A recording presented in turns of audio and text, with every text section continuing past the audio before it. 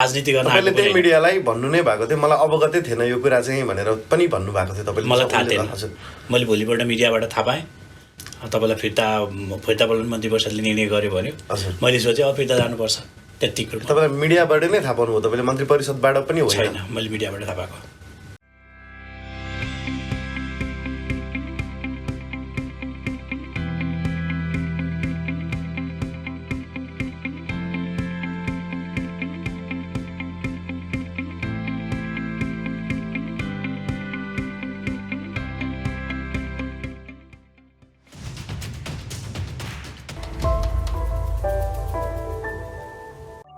Studying abroad is just one step away with Universal Thought Consult.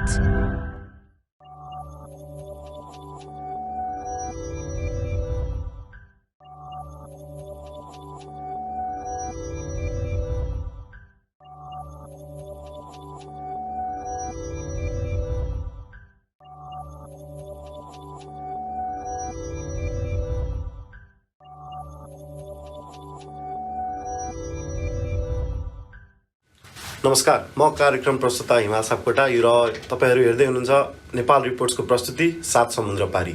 र आज हामीसँग guest हुनुहुन्छ, यहाँले हाइलाइट्समा पनि हेरिसक्नु भएको होला, अस्ट्रेलियाका महामहिम राजदूत श्री महेश राज दाहालज्यू। यहाँलाई स्वागत छ कार्यक्रममा। धन्यवाद। सर्वप्रथम तपाईलाई ठ्याक्कै याद छ तपाईँ अस्ट्रेलिया आउनुभएको कहिले हो? म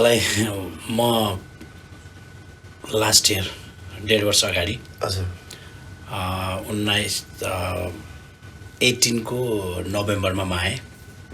मेरो अहिले ठ्याक्कै 1.5 वर्ष भयो अस्ट्रेलियाको बसाइ।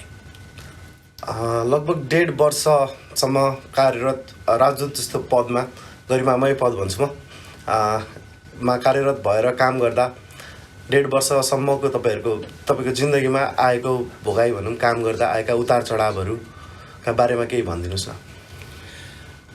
उतार चढाव त कामभित्र आफ्ना जिम्मेवारीहरू थिए। मेरो लागि ती रेस्पोन्सिबिलिटिजहरू बोकेर म आएको थिएँ।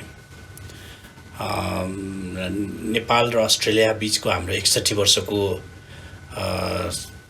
दैत्य सम्बन्ध कायम भएको र म आउँदा 60 वर्ष पुगेको थियो। र त्यही वर्ष हामीले 60औं नेपाल अस्ट्रेलिया बिचको हाम्रो सम्बन्धको, कूटनीतिक सम्बन्धको 60 वर्षगाँठ पनि हामीले मनायौँ। र ती जिम्मेवारीहरूलाई वहन गर्ने सिलसिलामा आफ्ना क्रियाकलापहरू, आफ्ना कार्यक्रमहरू, आफ्ना योजनाहरू र त्यसलाई समन्वय र त्यसलाई कार्यान्वयन गर्ने कुरामा चाहिँ उत्साहका साथ काम गरियो। र त्यो उत्साहले आफूलाई धेरै अनुभवहरू पनि प्राप्त भए। र भोलिका दिनहरूमा पनि आफ्ना लक्ष्य र गन्तव्य हामी कसरी प्राप्त गर्न सक्छौँ भन्ने कुराको अनुभव र अनुभूतिहरू मैले प्राप्त गरेँ। र त्यो हिसाबले गर्दाखेरि हाम्रो बसाइ जतिन्जेल रह्यो त्यतिन्जेल हाम्रो फलदायी र उपलब्धिमूलक नै रह्यो। र अस्ट्रेलिया जस्तो एउटा विकसित टेक्नोलोजीको हिसाबमा, विकासको हिसाबमा, हरेक कुरामा एउटा हामी सबैको र हामी नेपालीहरूको लागि पनि एउटा राम्रो गन्तव्य, चाहे एजुकेसनमा होस्, चाहे एग्रिकल्चरमा होस्, चाहे हेल्थमा होस्, कुनै पनि सेक्टरमा एउटा विकसित राष्ट्रको एउटा महत्त्वपूर्ण अनुभवहरू प्राप्त गर्ने अवसर पनि प्राप्त भयो। र यी सबै कुराहरूले हेर्दाखेरि चाहिँ उतार चढाव भन्दा पनि सुखद उपस्थिति र सुखद अनुभवहरू प्राप्त भएको मैले अनुभूति गरेको छु। यहाँ आएपछि तपाईँलाई जुन हाम्रो यहाँ त 60-61 वटा भन्दा पनि बढी नेपालीहरूको सङ्घ संस्थाहरू छ नि, तपाईँले कस्तो अपेक्षा गर्नुभएको थियो, कस्तो साथ सहयोगको अपेक्षा गर्नुभएको थियो र त्यो पाउनुभयो कि भएन? उदाहरणका लागि जस्तै अहिले गैर आवासीय नेपाली सङ्घ भनौँ, NRNA-बाट केही कामको लागि सहयोगको अपेक्षाहरू गर्नुभएको थियो होला, त्यहाँबाट कतिको तपाईँले अपेक्षा गरे जतिको सहयोग पाउनुभयो कि भएन? र आफ्नो केही निर्णयहरूमा जुन काम गर्छु भनेर लागिरहनु भएको थियो त्यसमा पनि साथ सहयोगहरू चाहिन्छ नि नेपाली सङ्घको, यसबारेमा थोरै भनिदिनुहोस्। वास्तवमा संस्थाहरू आफ्नो एउटा उद्देश्यको लागि स्थापित भएका हुन्छन्। ठुलो नेपालीको ह्युज पपुलेसन अस्ट्रेलियामा छ। त्यो हिसाबले गर्दाखेरि तिनै धेरै नेपालीहरूको कुनै उद्देश्यहरूका साथ विभिन्न संस्थाहरू स्थापना छन् अस्ट्रेलियामा। र त्यसमा पनि विशेष गरी गैर आवासीय नेपाली सङ्घ जुन NRNA अस्ट्रेलियामा छ, त्यसका सबै स्टेटहरूमा यसका स्टेट कमिटीहरू छन्। र एमबिसीसँग सबै अस्ट्रेलियामा रहेका संस्थाहरू र एनआरएनएसँग हाम्रो एकदमै राम्रो र महत्त्वपूर्ण सहकार्यहरू भयो। विशेष गरी नेपालको हितको लागि र यहाँ बस्नुभएका नेपाली कम्युनिटी र यहाँका विद्यार्थीहरूको सन्दर्भमा ती संस्थाहरूले महत्त्वपूर्ण योगदान र भूमिकाहरू निर्वाह गर्नुभयो। एमबिसीको हकमा हामीले उहाँहरूसँग काम गर्दाका धेरै महत्त्वपूर्ण र धेरै सहयोगी कुराहरू हामीले प्राप्त गऱ्यौँ। एकदमै राम्रो सहकार्य भयो। हामी एउटै संस्थाको रूपमा चाहिँ रहेर हामीले यहाँ काम गऱ्यौँ। त्यसले गर्दाखेरि चाहिँ एनआरएनएको कुरा यहाँले उठाउनु भयो। वास्तवमा बाहिर बस्नुभएका नेपालीहरू, प्रवासमा रहेका नेपालीहरूको एउटा साझा संस्थाको रूपमा एनआरएनए छ, अन्तर्राष्ट्रिय कमिटी छ एनआरएनको, र अस्ट्रेलियाको हकमा एनआरएनए छ। र यसको उद्देश्य के हो भन्दाखेरि बाहिर बसेका नेपालीहरू, जो प्रवासमा रहेका नेपालीहरू जो विदेशमा हुनुहुन्छ, उहाँहरूको सन्दर्भमा उहाँहरूका र नेपाल उहाँको ज्ञानसिपलाई, त्यो देशको ज्ञानसिपलाई आफ्नो देश नेपालमा लैजान सक्ने, समन्वय गर्न सक्ने, सहकार्य गर्न सक्ने, उपलब्धिका क्षेत्रहरू पहिचान गर्न सक्ने, यी सबै क्षेत्रहरूमा चाहिँ एनआरएनको भूमिका त्यत्तिकै महत्त्वपूर्ण छ। र अस्ट्रेलियामा पनि एनआरएनसँग हाम्रो एकदमै राम्रो सम्बन्ध स्थापना भयो र उहाँहरूसँग मिलेर नै हामीले काम गऱ्यौँ। कस्ता कामहरू भयो होला, के उदाहरण? विशेष गरी अब यस्तो एनआरएनको आफ्नै कार्ययोजनाहरू छन्, आफ्नै उद्देश्यहरू छन् र आफ्नो उद्देश्य र गन्तव्यका साथ उहाँहरू आफ्नो काम गरिरहनु भएको छ। अब एमबिसीसँग उहाँहरूको सहकार्य भनेको चाहिँ एमबिसी र एनआरएनए गर्न सक्ने कामहरूको बारेमा हामीले उहाँहरूसँग समन्वय, जस्तो विशेष गरी विद्यार्थीहरूको सन्दर्भमा होइन, पेन्डामिकमा आउने बित्तिकै बुसफायर थियो, त्यसपछि पेन्डामिक सुरु भयो, महामारी कोरोनाको। अनि त्यति बेला विद्यार्थीहरूको इनिसियल पिरियडमा, सुरुवात कालमा विद्यार्थीहरूलाई एकदम अप्ठ्यारो अवस्था थियो। विशेष गरी भर्खरै आउनुभएको विद्यार्थीहरू जो यहाँ पिआर र सिटिजन छ, उहाँहरूलाई त गभर्मेन्टले एउटा व्यवस्था गरेको थियो। तर जो भर्खरै आउनुभएको विद्यार्थीहरू, जो नेपालमा लकडाउन थियो, ब्याङ्कहरू बन्द थियो, प्यारेन्ट्सहरूले पैसा पठाउन सक्ने अवस्था थिएन, काम बन्द थियो होइन, त्यति बेला हाउस रेन्टको कुरा, एजुकेसनको कुरा, कलेज फीको कुरा, कोर्सको कुरा, यावत कुराहरू धेरै प्रब्लमहरू थियो। र त्यति बेला उहाँहरूको एउटा अभिभावक संस्था भनेको एमबिसी नै हो र उहाँले समन्वय गर्न सक्ने एउटा संस्था भनेको एनआरएनए हो। त्यो कारणले गर्दा एमबिसी एनआरएनए हामी मिलेर त्यति बेला हामीले धेरै कामहरू गऱ्यौँ। रिपार्टेसन फ्लाइटको कुरा थियो, यहाँ बसेर अड्किनु भएको हाम्रो प्यारेन्ट्सहरू जो नेपाल जानुपर्ने थियो, फ्लाइट गएको थिएन, त्यति बेला हामीले चार्टर फ्लाइटहरूको लागि हामीले पहल गऱ्यौँ। र त्यसपछि बिस्तारै फ्लाइटहरूलाई अगाडि बढायौँ। त्यसमा पनि एनआरएनको भूमिका महत्त्वपूर्ण रह्यो। त्यो बाहेक यहाँ भएका विभिन्न क्यान्सरका बिरामीहरूलाई उनीहरूको लागि सहयोगको रकमहरू जम्मा गर्ने, उहाँहरूको चाहिँ कति मान्छेहरूको नेपालीहरूको प्रब्लम्सहरू आए होइन, मेन्टल प्रब्लम्सहरूदेखि विभिन्न प्रब्लम्सहरू कसरी त्यसलाई चाहिँ समाधान गर्ने भन्ने सन्दर्भमा एनआरएनको भूमिका त्यत्तिकै महत्त्वपूर्ण रह्यो। र एनआरएनए मात्र होइन, एम्जा, फेन्जा, आम्दा अरू चाहिँ विद्यार्थीहरूको सङ्गठन, धेरै सङ्गठनहरू छन्। म उहाँहरू सबैको नाम लिएर फेरि नाम छुट्ला। त्यसैले जो यहाँ बसेर काम गरिरहनु भएका सबै नेपाली संस्थाहरूले चाहिँ एकदमै महत्त्वपूर्ण भूमिका निर्वाह गऱ्यौँ। र मेरो लागि एउटा राम्रो अनुभव पनि भयो उहाँहरूसँग काम गर्दाको लागि। त्यसको पछाडि एउटा leaders produce more leaders not for followers भन्छ, हामीभन्दा पनि सक्षम संस्थाको रूपमा चाहिँ पायौँ भन्ने अनुभूति हामीले गरेर हामीले चाहिँ सहकार्य गरेर काम अगाडि बढायौँ। तपाईँको बसाइ सुखद रह्यो भन्नुभयो। राजदूतको बसाइ भनेको 4 वर्षको कार्यकाल, 4 वर्षको हुन्छ होइन र? कार्यकाल 4 वर्षको। विशेष गरी राजदूत भनेको सरकारले पठाउने प्रतिनिधि हो। हजुर, सरकारलाई आवश्यक हुन्छ बस भन्छ, सरकारलाई अन्त आवश्यक भने फिर्ता गर्छ। यो सामान्य चलिरहने प्रक्रिया हो। मैले बिचमा रोकेँ तपाईँलाई। मैले भन्न खोजेको चाहिँ तपाईँ 1.5 वर्षको कार्यकाल नसकिँदै फिर्ता हुन लाग्नुभयो नि त, यसको विषयमा चाहिँ के भन्नुहुन्छ? सरकारले यसमा मेरो केही पनि भनाइ छैन। सरकारले बोलायो, म फिर्ता जाँदैछु होइन। अर्को राजदूत उहाँले महसुस गर्नु, उहाँलाई पठाउँदै हुनुहुन्छ। सरकारलाई जुन सहज हुन्छ त्यही आउने हो होइन। त्यस कारण यसलाई त मैले स्वाभाविक उसको रूपमा चाहिँ लिने गर्छु। यसमा मेरो कुनै पनि गुनासो नै छैन। र हाँसी आइयो, जतिन्जेल बस्यो, इमान्दारी साथ काम गरियो। अब हाँसी गइन्छ, जहाँ गइन्छ त्यहाँ गएर पनि केही न केही गरिन्छ। त्यस कारण आफ्नो भूमिका महत्त्वपूर्ण हो। त्यस कारण मैले दायाँ बायाँ हेर्ने कुरा चाहिँ म चाहिँ सोच्दिनँ त्यो कुरा। तपाईँले एउटा अनलाइन मिडियालाई चाहिँ तपाईँको इन्टरभ्यू दिनुभएको रहेछ। उहाँले चाहिँ के भनेर लेख्नु भएको थियो भने उहाँको हेडलाइन नै बोलाए पठाए जाने हो, बोलाए आउने हो भनेर भन्नुभएको रहेछ होइन। र त्यसै विषयमा मलाई चाहिँ कस्तो लाग्यो भने अहिले चाहिँ नेपाल सरकारलाई तपाईँको त्यस्तो के खाँचो पर्यो त, जुन कोभिड महामारीमा उहाँनिर नै जस्तो स्वास्थ्यको कुरामा भनौँ तपाईँको खाँचो चाहिँ के परेर चाहिँ बोलाएको जस्तो लाग्छ? केही तपाईँलाई केही पूर्व राष्ट्रको हामी सबै नेपालीको खाँचो छ। पहिलो कुरा त देशमा फर्किनको लागि सक्ने हो भने होइन, त्यसले गर्दाखेरि सरकारलाई के आवश्यकता सरकारले के गर्यो भन्ने छ मेरो मैले अघि नै भनिहालेँ हालै पठायो आएँ बोलाउँछ जान्छु मैले सक्यो यसलाई हामीले स्वाभाविक लिनुपर्छ क्या यो कुरालाई यस्तो भयो उस्तो भएर म कुनै पनि स्टोरी एउटा इभेन्ट्सलाई स्टोरी बनाउने काम चाहिँ म कहिले पनि गर्दिनँ मेरो एउटा कुरा है किन भन्दाखेरि क्षेत्रहरू फराकिलो छ होइन हामी काहीँ न काहीँ बसे पनि आफ्नो देशको लागि होइन एउटा चाहिँ समाजको लागि राम्रोको लागि पोजिटिभ मेसेज जानको लागि हामीले केही न केही एउटा रचनात्मक भूमिका निर्वाह गर्न सक्यौँ भने आफू जन्मेको भूमिलाई एक थोपा भने पनि हामीले गुण तिरेको ठाउँ छ वास्तवमा होइन म चाहिँ त्यो एउटा सकारात्मक एङ्गलबाट हरेक पलमा हेर्ने भयो भने म कसैलाई पनि दोष दिन्न होइन यस्तो कुरामा र यसमा म स्पष्ट के भन्छु भन्दाखेरि अब हुनसक्छ यहाँबाट नेपाल बोलाइयो म जान्छु बस त्यति हो अब त्यहाँभित्र राजनीतिक कुरा के छ त्यो त मलाई थाहा भएको कुरा भएन म राजनीति गर्न तपाईँले त्यही मिडियालाई भन्नु नै भएको थियो मलाई अवगतै थिएन यो कुरा चाहिँ भनेर पनि भन्नुभएको थियो तपाईँले मलाई थाहा थिएन मैले भोलिपल्ट मिडियाबाट थाहा पाएँ तपाईँलाई फिर्ता बोलाउनु मन्त्री परिषदले निर्णय गर्यो भन्यो मैले सोचेँ अब फिर्ता जानुपर्छ त्यतिको तपाईँलाई मिडियाबाट नै थाहा पाउनुभयो तपाईँले मन्त्री परिषदबाट पनि होइन मैले मिडियाबाट थाहा पाएको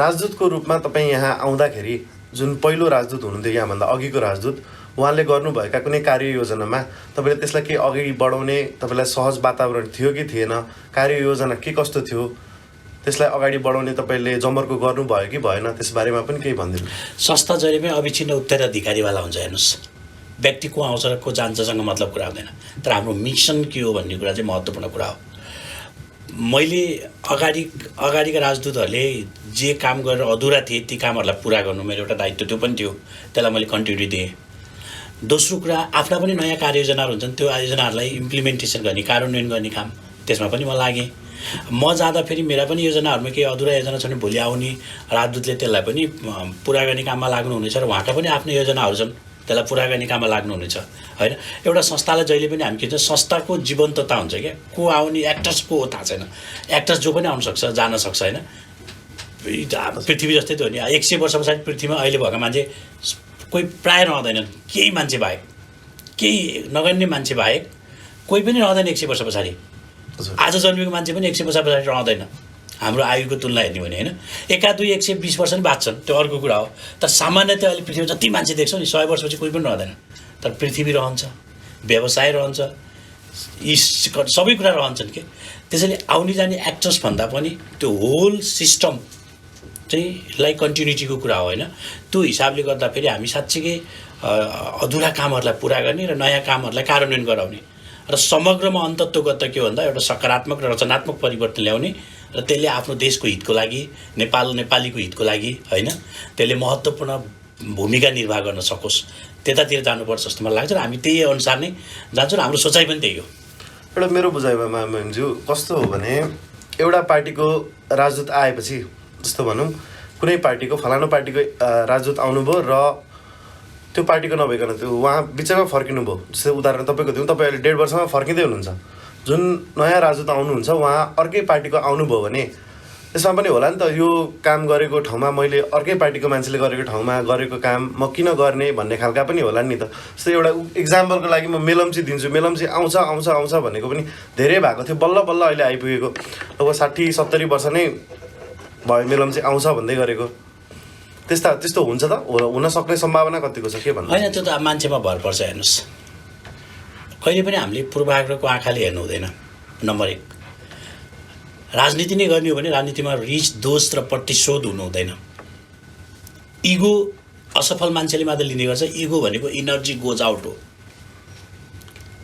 आइगो जो भन्छ नि जो डेस्टिनेसन जसको फिक्स छ नि people who declare the futures board and एडिसियस दे आर द लिडर्स जसले भविष्यको डिक्लेरेसन गर्न सक्छ नि उसले त्यो बाहेक दायाँ बायाँ हेर्दैन हेर्नुहोस् नम्बर 1 त्यो कारणले गर्दा व्यक्तिले के भन्छ भने राजदूत अथवा कुनै पनि पद मेरो पदमा कुनै पनि पार्सियालिटी हुने पदै होइन यो म जतिन्जेल बसेँ म कुनै पनि पार्सियालिटीमा अनुबन्धित कहिले पनि भइन र हुँदिनँ पनि हो सिफारिस सरकारले गर्छ सरकार कुनै पार्टीले निर्माण गर्छ होला त्यो सरकारले कुनै व्यक्तिलाई विश्वास गर्छ होला र त्यो विश्वासमा हामी जहिले पनि लगनशील र इमान्दार भएर लाग्ने र लागिएको पनि छ लागिन्छ पनि त्यसकारण हामीले के बुझ्नुपर्छ भन्दाखेरि चाहिँ तपाईँको के भने उसले गरेको ऊ पार्टीले गरेको ऊ पार्टीले गर्दैन पार्टी त राजनीतिक एउटा प्रेसर हो, सिद्धि हो, आफ्नो फिल्डमा छ।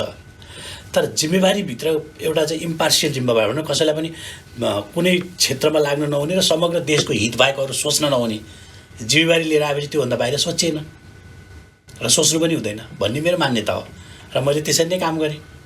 र त्यसको मतलब के भने सरकारलाई जहिले पनि हामीले फाइदा हुन्छ। सरकारको त लक्ष्य हाम्रो कूटनीतिक सम्बन्ध, सामाजिक सम्बन्ध, सांस्कृतिक सम्बन्धलाई बलियो बनाउने लक्ष्य हुन्छ नि सरकारको। त्यो लक्ष्यलाई हामीले बल दिने हो, त्यो बल दिने काममा हामी लागेका हौँ। साह्रै पोजिटिभ विचार लाग्यो तपाईँको। मलाई मन परेको भनेको इगो भनेको चाहिँ इनर्जी गोज आउट, त्यो चाहिँ मलाई अझ एकदमै मन पऱ्यो। मैले नयाँ कुरा सिक्न पनि पाएँ यहाँ हजुरसँग साक्षात्कार गर्दै गर्दा। शीघ्रमा अर्को प्रश्न तपाईँलाई गर्न चाहन्छु। बायोलेट्रल कूटनीतिक सम्बन्धको बारेमा कुरा गर्नुभयो तपाईँले। जसरी 4 वर्षको लागि एक राजदूत अर्को देशमा आउँछ भनेको त यहाँ तपाईँ अस्ट्रेलियामा हुनुहुन्छ अहिले, राजदूत भएर आउनुभएको छ। तपाईँले पुरै नेपाललाई रिप्रेजेन्ट गर्दै हुनुहुन्छ यहाँ अस्ट्रेलियामा। यसै गर्दा जुन तपाईँको अवधि नभइकनै फर्किँदै गर्दा योभन्दा अगाडिको पनि कार्यकाल पुरा भएर फर्किनु भएको होइन, तपाईँ पनि कार्यकाल पुरा नहुँदै फर्किँदै हुनुहुन्छ। यस्तो खालको पोलिटिकल दबावले भनौँ यसमा बायोलेट्रल रिलेसनमा चाहिँ कस्तो असर पर्ला, अस्ट्रेलिया र नेपालको सम्बन्धमा यसले चाहिँ कस्तो असर पार्ला त? अनि आउने र फर्किने स्वाभाविक प्रक्रिया। Meeting and parting is way of life, parting and meeting is hope of life. हामीले बुझ्ने यति नै हो, आउने र जानु चलिरहने प्रक्रिया हो होइन। त्यो 1.5 वर्षमा हुन्छ, 1 वर्षमा हुन्छ। मलाई मात्रै होइन, कति 1 वर्ष पनि फर्किनु भएको छ, आउनु भएको छ। त्यो अरूमा पनि देखिरहेको कुरा हो। यसलाई मैले अघि नै भनिसकेँ, स्वाभाविक कुरा हो कि। रहेको कुरा बायोलेटरल रिलेसनसिपको चाहिँ कमसेकम आउने बित्तिकै एउटा योजनाहरू कार्यान्वयन गर्ने अवधि हुन्छ होइन। त्यो पुरै अवधि रह्यो भने ती आफ्ना योजनाहरू कार्यान्वयन गर्नको लागि सफल भइन्छ। जहिले पनि काम गऱ्यो अधुरो भएपछि हाम्रो no vision, no mission, no destination भनेर त्यो गन्तव्यमा पुग्नको लागि स्टेप हुन्छ नि। हामी 3 स्टेपमा गयौँ भने 4 स्टेपमा त चढ्न सकिएन, किनभने हामी टार्गेट मेरोलाई 4 वर्ष भनेर सोचेर आइया हुन्छ। बिचैमा गएपछि त हाम्रो 4 वर्षमा गर्न सक्ने काम त अधुरो हुन्छ। तर पनि ती कुराहरूलाई, ती बाँकी कामहरूलाई पनि आउने साथीहरूले हेर्नुहोस् है, आउने साथीहरूले चाहिँ त्यसलाई कन्टिन्युटी अगाडि दिनुहुन्छ। सबैभन्दा ठुलो त लक्ष्य हो, व्यक्ति होइन कि। म अहिले पनि भन्दैछु, व्यक्ति होइन, व्यक्ति को आउँछसँग मतलब होइन। हजुरहरूको कार्ययोजना पनि त्यसरी नै हुन्छ होला नि त। आउने बित्तिकै म 4 वर्ष चाहिँ बस्छु भन्ने हुन्छ होला त। कार्ययोजना पनि 4 वर्षकै बनाइन्छ नि होइन।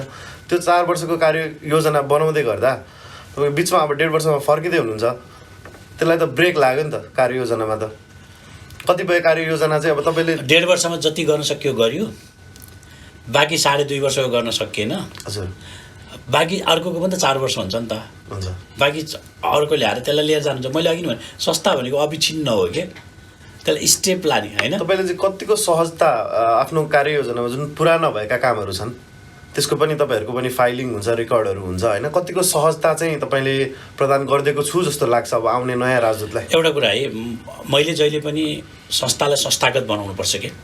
इन्स्टिट्युसनलाई इन्स्टिट्युसनल बनायो भने त्यो जहिले पनि बलियो हुन्छ। हेर्नुहोस्, जो आए पनि काम गर्छ, व्यक्ति को आउँछसँग मतलब हुँदैन कि। टार्गेट ठुलो कुरा हो है। आफ्नो काम गर्ने कुरामा चाहिँ म आफैमा पनि सहज मान्छे हो होइन। त्यो कारणले गर्दा अरू आउनेलाई पनि त्यस्तै सहज हुनुपर्छ। जो आउनुहुन्छ उहाँ अझ सक्षम मान्छे आउनुहुन्छ भन्ने मैले सोच्ने हो। राम्रो मान्छे आउनुहुन्छ, अझ राम्रो गर्नुहुन्छ होइन।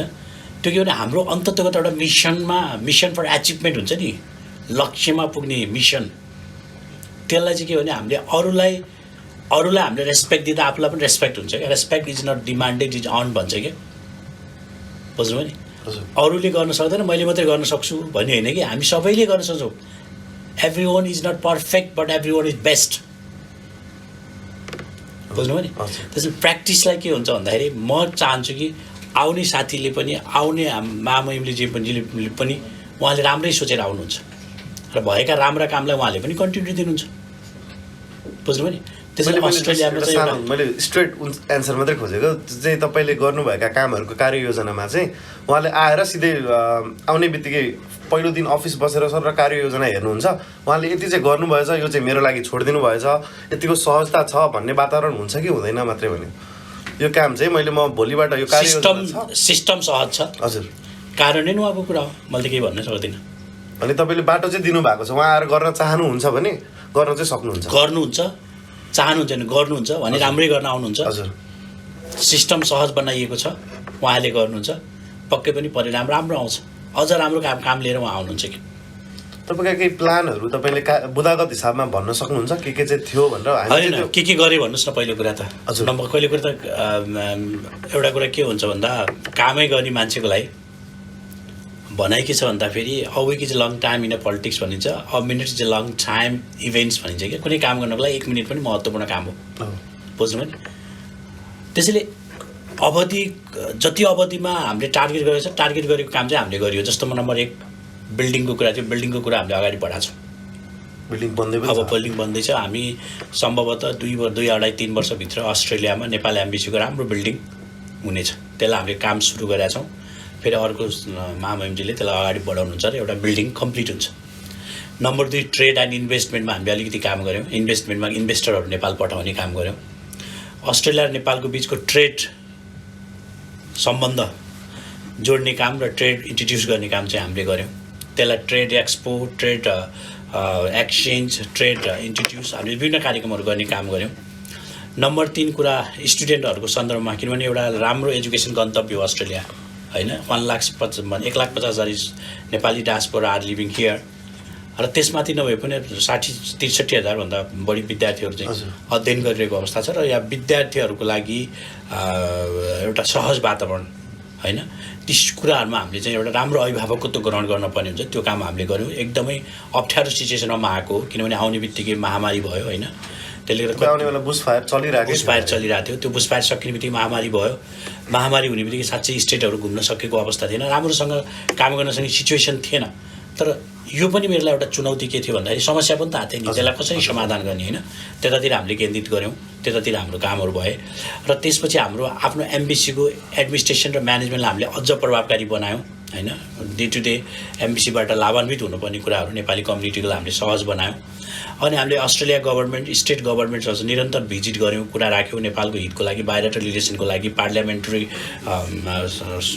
एउटा चाहिँ फ्रेन्डसिप ग्रुप निर्माण गर्ने काममा हामी लाग्यौँ 60 वर्षको वर्षगाँठ हामी मनायौँ पर्यटन प्रमोसनको लागि हामीले काम गऱ्यौँ होइन सिडनीमा हाम्रो त्यत्रो प्रोग्रामहरू भएको थियो अस्ट्रेलिया पार्लियामेन्ट बिल्डिङमा हामीले 60 वर्षको वर्षगाँठ मनायौँ पार्लियामेन्टभित्रै होइन त्यो हामीले मनायौँ अब समग्रमा हेर्ने भने छोटो समयमा धेरै कामहरू हामीले गऱ्यौँ तर यो पर्याप्त थिएन अझै हामीले योभन्दा बढी गर्नुपर्छ होइन किनभने अहरात्र हामी स्टुडेन्टको सन्दर्भमा त 2 बजी 3 बजी पनि हामी सुतेनौँ कुनै दिन हामीले चाहिँ बिहान दिउँसो बेलुका नै भनेनौँ यहाँको सङ्घ संस्थाहरूलाई बढी थाहा छ हामीले विभिन्न संस्थाहरूलाई समन्वय गरेर काम गऱ्यौँ कोभिडले गर्दा पनि कोभिडको महामारीले गर्दा पनि कति बेला त निस्किन सक्ने पनि वातावरण पनि थिएन तर घरभित्रैबाट पनि हामीले गर्न सक्यौँ एउटा नेपालीले अर्को नेपाललाई होइन एउटाले अर्काको पीडामा हामीले चाहिँ सहयात्रा गर्ने काम गऱ्यौँ त्यसको समन्वय गर्ने काम त्यसको गार्जेनसिप लिने काम चाहिँ एम्बेसीले गरेकै हो है त्यसले गर्दा एम्बेसीको छातामा सबैजना गोलबन्द भएर सहयोग पुर्याउनु भएको पनि हो अस्ट्रेलिया सरकारले पनि नेपाललाई हेर्ने दृष्टिकोण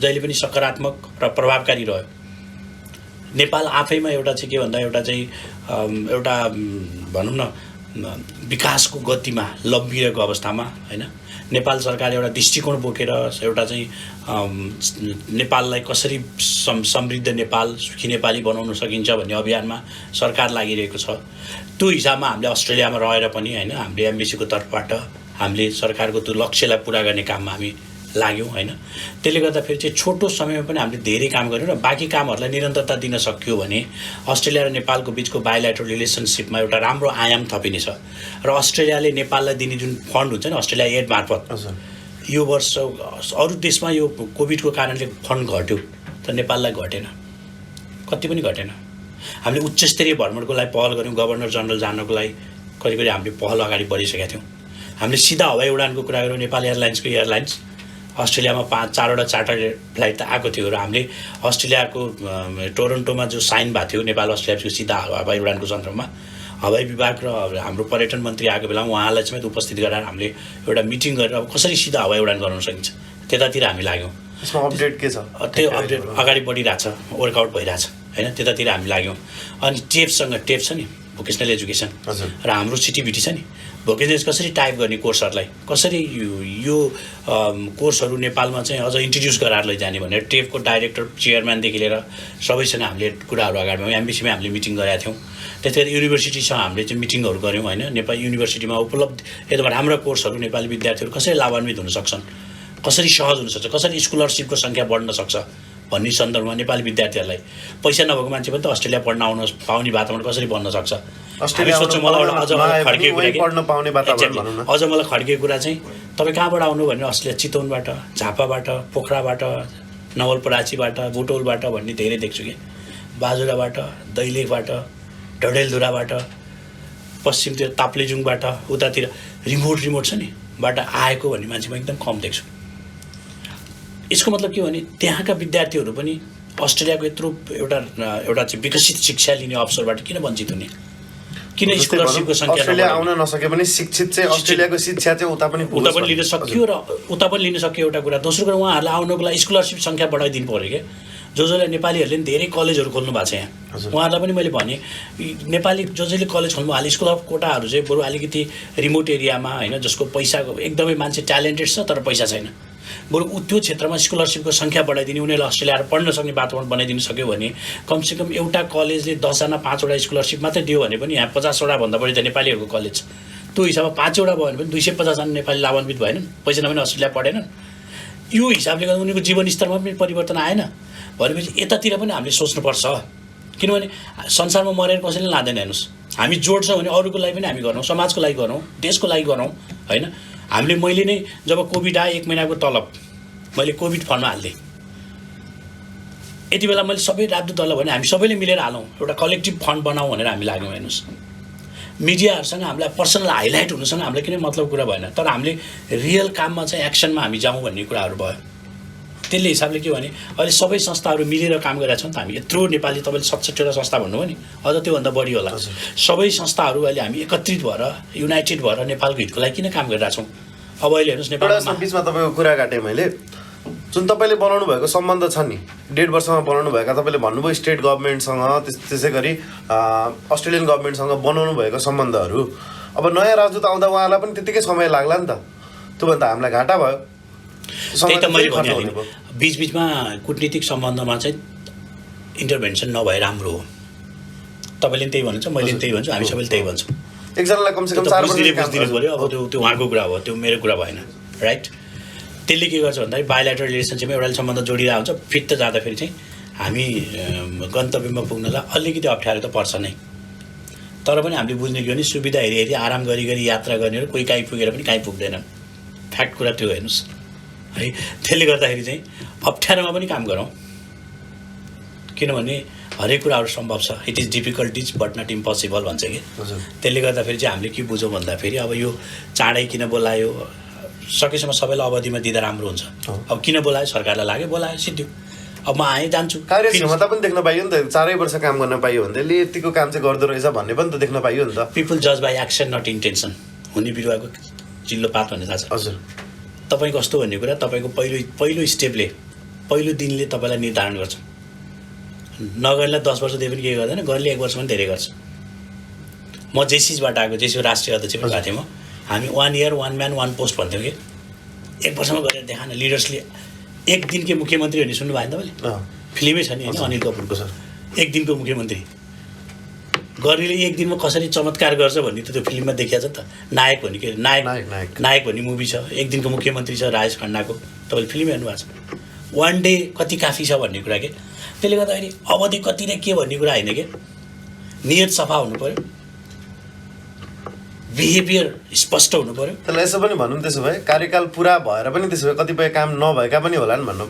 कार्यकाल पुरा हुँदै काम हुन्छ भन्ने पनि छैन, कार्यकाल अधुरो हुँदैमा केही पनि भएन भन्ने पनि होइन। अहिले भने नि एक्सनमा जज गर्ने हो कि, पिपल जज बाई एक्सन।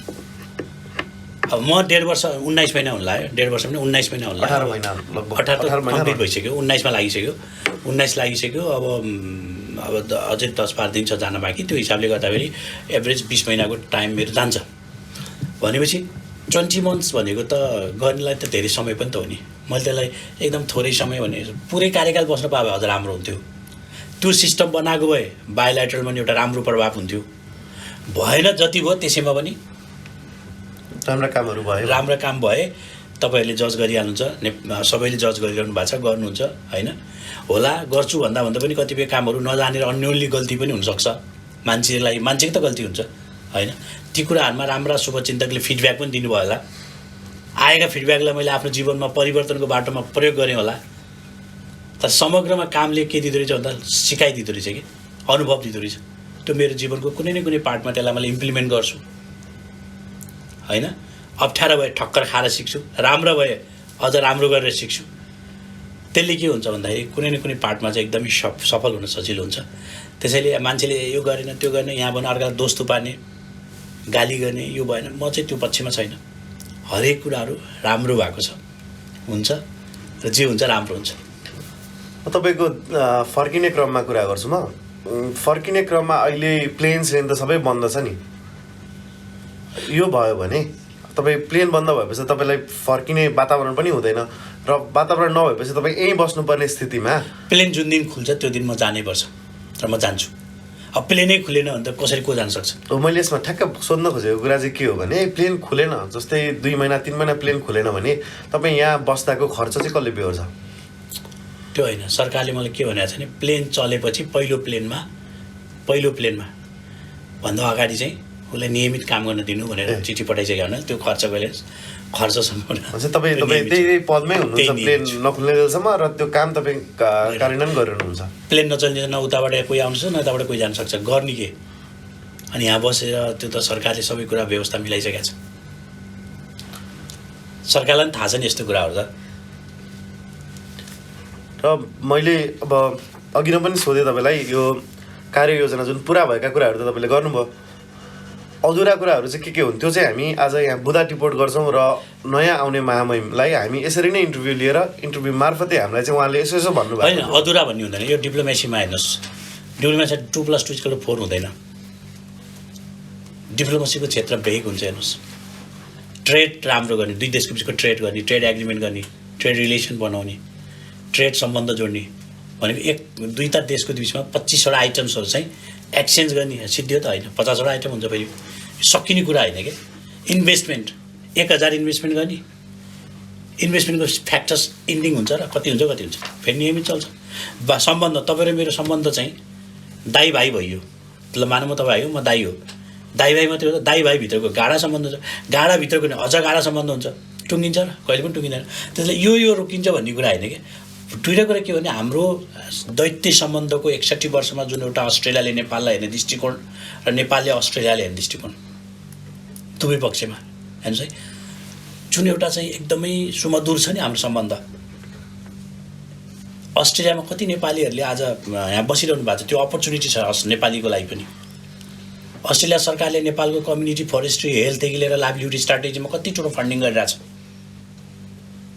अब यो दुईवटा सुमधुर सम्बन्ध कति बढाउने भन्ने नि हुँदैन कि अझ धेरै बढाउने ट्रेड कति बढाउने अझ धेरै बढाउँदै जाने इन्भेस्टमेन्ट कति बढाउने अझ धेरै बढाउँदै जाने त्यसैले यो के बाँकी छ होइन कुरा यिनैभित्र हो एजुकेसनमा विद्यार्थीलाई दिने स्कलरसिप कति बढाउने अझै धेरै बढाउने जति सकिन्छ कलेज युनिभर्सिटीहरूको एक्सपान्सन कति गर्ने अझै धेरै गर्ने ट्रेड र भोकेसनल शिक्षा कति पुर्याउने अझै धेरै पुर्याउने नेपालको गाउँ पुर्याउने टुङ्गिने कुरा होइन त्यसैले यो यतिमा लिमिटेसन होइन कि यिनै सेरोफेरोमा हेर्नुहोस् डिप्लोमेसीकै विभिन्न आयामहरू सांस्कृतिक डिप्लोमेसी होला अहिले हामी साइन्स डिप्लोमेसी पनि भनेको छौँ जस्तो पोस्ट कोभिड रिसर्च सेन्टर नेपालमा खोलौँ त्यसमा अस्ट्रेलिया गभर्मेन्टले सपोर्ट गर्छ भने हामीले कुरा नै गरेका छौँ अब कोभिड सिद्धिमै त अरू पनि भाइरस आउन सक्छ नि त अब हामी आउला र भ्याक्सिन कुरेर बस्ने कि हामीले पनि अनुसन्धान गर्ने त पार्ट हेर्नुहोस् है टेक्नोलोजीमा संसारमा गर्ने नेपालीहरूले तहल्का मचाउने नेपालमै बसेर हामी केही नगरी भयो नि त हाम्रो ब्रेन र ड्रेनलाई प्रयोग नगर्ने हाम्रो ब्रेनलाई नेपालमा नलाने यहाँको नलेज टेक्नोलोजीलाई नेपालमा नलाने यहाँको एग्रिकल्चरको आधुनिक प्रविधि नेपालमा किन नलाने यहाँको हेल्थको आधुनिक प्रविधि नेपालमा किन नलाने हामीले कुरा गरिरहेको छौँ एग्रिकल्चर मिनिस्टर हेल्थ मिनिस्ट्रीमा इमिग्रेसन सिस्टम नेपालीको लागि सहज किन नबनाउने भिसा सहज किन नबनाउने सिस्टमलाई नेपाललाई होइन यी सबै कुराहरूमा त यो टुङ्गिने कुरा होइन यो चलिरहने कुरा हो त्यसैले अहिले जति भएको छ फेरि अर्कोले त्योभन्दा बढी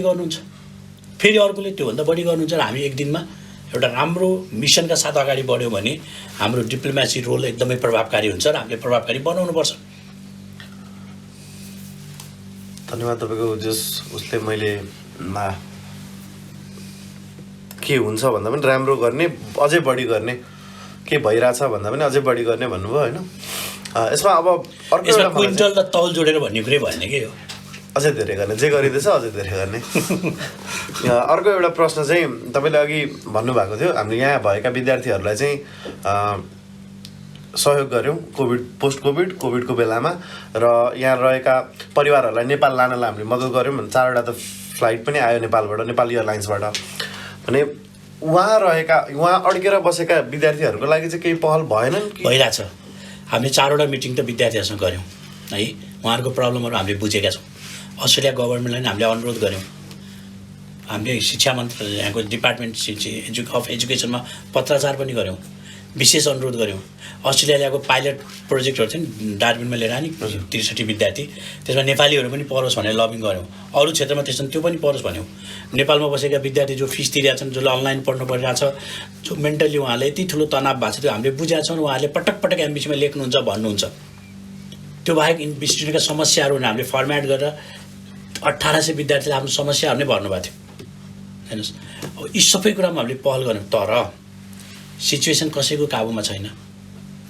कसैले चाहेर निर्मित गरेको कुरा पनि होइन। यो महामारीलाई अहिले रोकथाम गर्नु, मान्छेलाई बचाउनु, आफ्नो स्ट्राटेजीहरू छन्। अस्ट्रेलिया न्युजिल्यान्डले बनाएको स्ट्राटेजी इफेक्टिभ पनि भयो। त्यसले उहाँहरू यसमा कम्प्रोमाइज गर्नु न, यो हेल्थसँग जोडिएको भएर। त्यस कारण एमबिसीले पहल गर्दा पनि यसको रिजल्ट नआउनुको कारण त त्यो सबैले बुझेको कुरा हो। समस्यापनले समस्या देखिरहेको हुन्छ, सोल्युसन खोज्नुले अरू समस्यालाई पनि केलाउन खोज्छ कि। त्यस कारण त्यसको रिजल्ट नआएको कारण चाहिँ त्यो। तर यहाँलाई म भन्छु, एमबिसीले यसमा एकदमै भरमर दूर प्रयास गरेको छ, तर हामीले मात्रै रिजल्ट ल्याउन छैन, कसैले पनि सकेको छैन कुनै पनि देशबाट। त्यसैले योको रिजल्ट नआइन्जेलसम्म हामीले पेसेन्स, धैर्य बस्नु बाहेक अरूको उपाय नै छैन। हामीले विद्यार्थीलाई भन्यौँ, पटक पटक मिटिङ गऱ्यौँ, भन्यौँ अब यस्तो सिचुएसनमा हामी धैर्य गरौँ, नआत्त्यौँ। यो पेन्डामिकले ल्याएको अवस्था हो, कसैले निर्माण गरेको कुरा नै होइन। कहिले कहिले अप्ठ्यारो हुन्छ, त्यसमा जुझ्नको लागि मानव सभ्यताभित्र सभ्यता नै नरहला भन्ने अवस्था आएको बेलामा हामीले यो बेलामा आफूलाई पेसेन्स गर्नु होइन, आफूलाई एक्टिभ बनाउनु बाहेक अरूको उपाय पनि केही छैन। त्यो कुरा उहाँहरूलाई हामीले काउन्सिलिङ गऱ्यौँ, कुरा गऱ्यौँ, छलफल गऱ्यौँ, त्यसरी गऱ्यौँ। हामीलाई हेरिरहनुभएका दर्शकमध्ये कतिपय चाहिँ नेपालबाट अस्ट्रेलिया आउन नपाउनु भएका विद्यार्थीहरू पनि हुनुहुन्छ होला, उहाँहरूलाई चाहिँ तपाईँ के भन्न चाहनुहुन्छ? मैले अघि नै भनिसकेँ, उहाँले आफ्नो कति अनलाइन पढिरहनु भएको छ, पढाइलाई अगाडि बढाउनु छैन। अहिले अब त्यहाँ पढिरहनु भएको छ, पछि आएर पनि उहाँहरूले कमसेकम आफ्नो एजुकेसन त अगाडि बढिरहेको हुन्छ नि त होइन, त्यो सिस्टम भयो।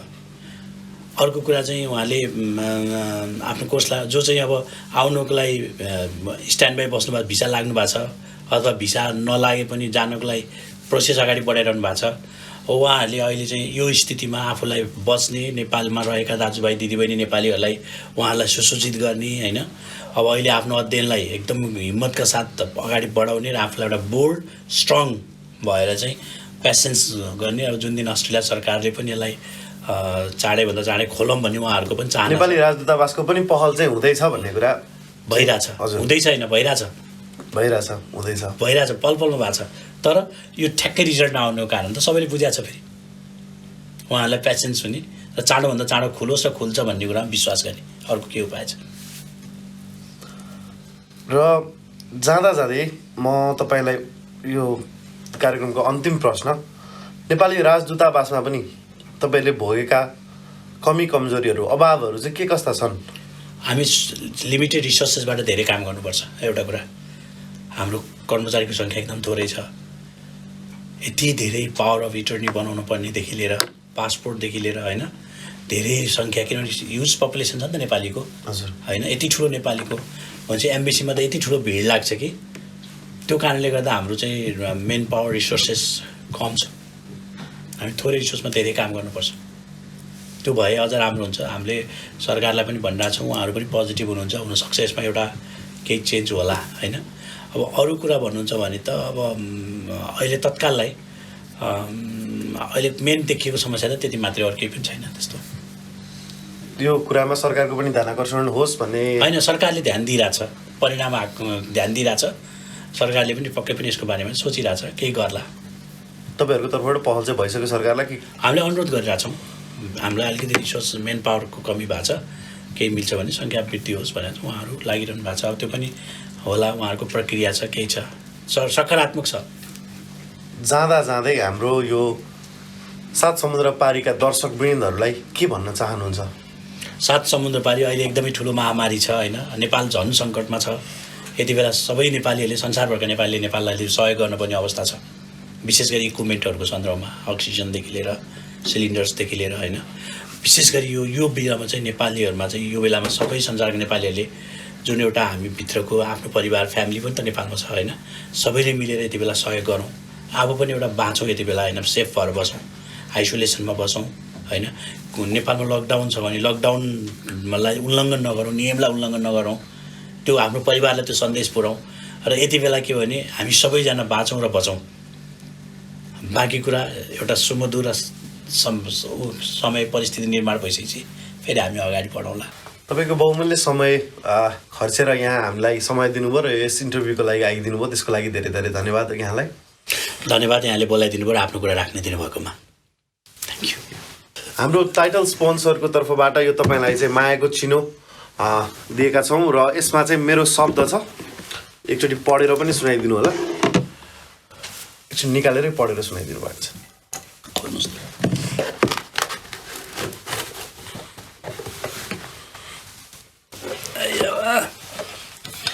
Thank you for your contribution to Nepal, Oceania, bilateral relations, best wishes, Nepal reports family. ठिक छ। आजको हाम्रो एपिसोड यहाँहरूलाई कस्तो लाग्यो? मन परेमा लाइक, शेयर र सब्सक्राइब गरिदिनु होला। यदि कुनै त्रुटि भएको खण्डमा कमेन्ट सेक्सन मार्फत हामीलाई जानकारी गर्नुहोला। अर्को एपिसोडमा नयाँ अतिथिका साथ म फेरि उपस्थित हुने नै छु। त्यतिन्जेलको लागि म कार्यक्रम प्रस्तुता हिमाल सापकोटालाई बिदा दिनुहोस्। स्वस्थ रहनुहोस्, मस्त रहनुहोस्। जय देश, जय नेपाल।